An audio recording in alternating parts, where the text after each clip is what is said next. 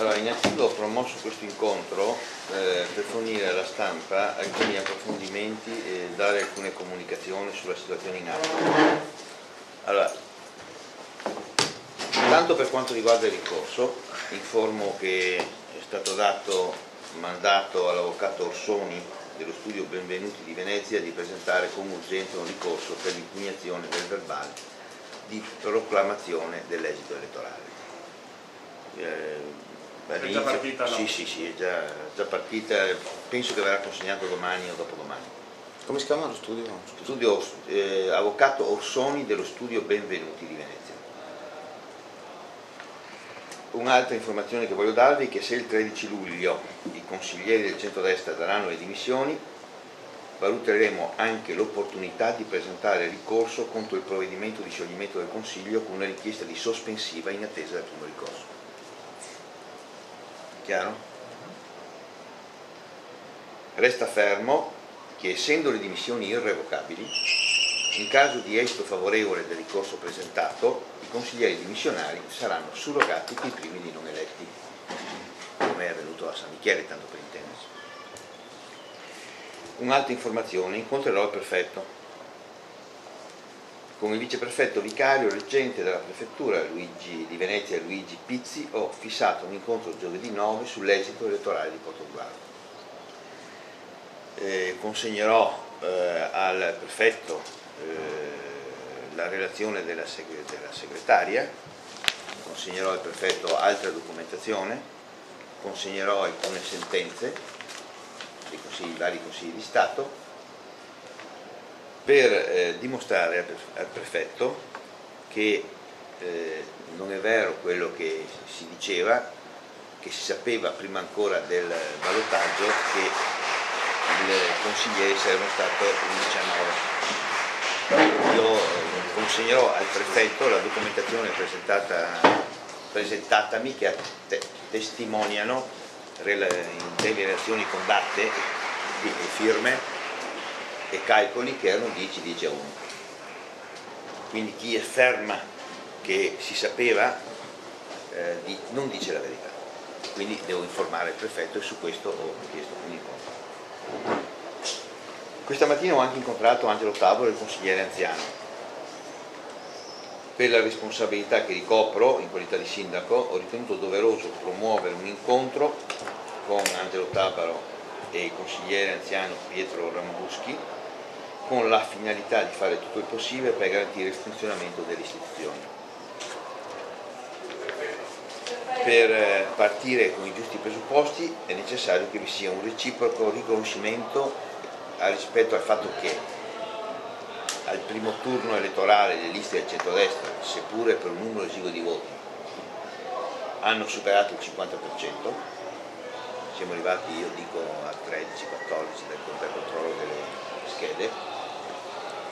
E l'altro fatto inconfutabile, il riconoscimento che i cittadini hanno scelto al turno di ballottaggio in termini inequivocabili sul sindaco. Ho riferito quindi a Tavolo e al consigliere anziano che non intendo dimettermi e intendo pienamente rispettare e tenere conto dell'attuale composizione consigliare. Ho intenzione quindi, nell'interesse della città, di uniformare la mia azione amministrativa alla situazione che devo affrontare. Quale sarebbe la situazione che devo affrontare? Che c'è una maggioranza in consiglio dell'opposizione di chi ha perso le elezioni e c'è un sindaco eletto dai cittadini che ha delle prerogative. Ritengo doveroso avere con l'attuale maggioranza numerica del Consiglio Comunale un confronto gestionale e una collaborazione continua, il massimo del coinvolgimento possibile sui programmi e attività, sulla comune individuazione di priorità e urgenze. Questo metodo doveroso e rispettoso delle rispettive funzioni potrà essere anche codificato, il tutto nella chiarezza e assoluta non confusione dei ruoli che ognuno di noi oggi è chiamato ad assumere. Voglio anche dire, rispetto a voci che potrebbero circolare, che circolano, noi non compariamo nessuno, noi andiamo avanti per la nostra strada, non facciamo pateracchi, questo è il senso del ragionamento. Rispetto che c'è una maggioranza consigliare e che quindi dobbiamo lavorare assieme. Ho ricordato come sindaco cosa vorrebbe dire avere un commissario, la paralisi, i ritagli che ci sarebbero per la città. Poi, se lo ritenete, vice sindaco, in grado di addirittura dare numeri in modo puntuale, preciso e anche su tutte le questioni che sono sul tappeto. Ho ricordato a Tabbaro che se si arrivasse al voto del 2010, perché si va al commissariamento, quindi si va a marzo del 2010 a votare, aprile, le opere, i progetti ripartirebbero col bilancio 2011-2012, su questo non c'è dubbio. Bisogna anche tenere conto che normalmente quando si fa un bilancio, il primo anno in cui tu prevedi le opere da fare ti servono per dare gli incarichi, progettare, dopodiché partono l'anno successivo. Il PAT, per esempio, che è lo strumento urbanistico, potrebbe venire approvato nel 2011 e nel 2012. Chi sostiene che potevamo approvarlo prima, non approvarlo dopo, con tutte queste questioni, io dico che non è bello non disconoscere la responsabilità dell'amministrazione comunale uscente che non ha voluto approvare il PAT a ridosso delle campagne elettorali e a ridosso delle elezioni amministrative, perché potevamo anche approvarlo, perché l'abbiamo adottato, ma potevamo anche approvarlo. In poco tempo si può fare. Abbiamo in modo rispettoso, come lo abbiamo fatto sulle nomine, vedi Santa Cecilia, aspettare l'esito delle votazioni. Buongiorno. Le collaborazioni e il confronto con gli enti per la soluzione dei problemi del territorio diventerebbero più difficoltose, ovviamente. Faccio solo un esempio perché l'ho fatto anche a loro. Voi sapete che con le associazioni ricreative e sportive gli enti locali hanno l'obbligo per i beni disponibili dello Stato di assegnare gli immobili sulla base del valore di mercato. Come si superano queste questioni? Per chi amministra? Si mette nelle entrate i valori di mercato degli immobili in dotazione e si danno contributi, perché è facoltà dell'amministrazione fissare i regolamenti e dare i contributi. Nel momento in cui ci sono delle situazioni, quando si fa un bilancio di previsione che è fatto di entrate presunte e di spese presunte, è chiaro che se non ci sono le entrate presunte anche le spese non possono essere realizzate. Ed è probabile che anche spese fisse non possono essere realizzate perché non si sono maturate le condizioni rispetto alla crisi di entrate. Faccio un esempio, così ci comprendiamo.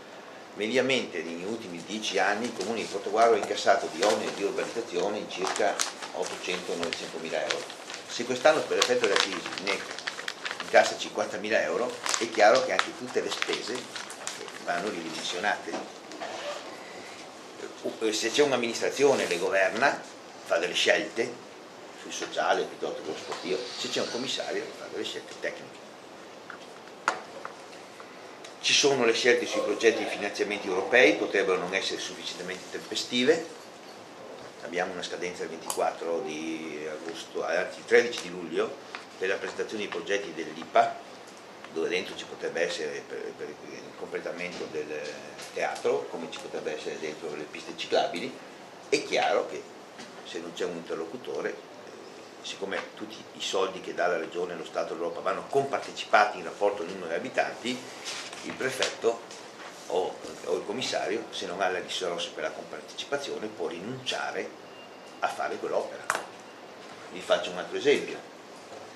Il campo sportivo di San Nicolò ha un contributo regionale di 500.000 euro che va compartecipato con 500.000 euro. Il commissario non si assume la responsabilità di fare un mutuo, corriamo il rischio di perdere 500.000 euro.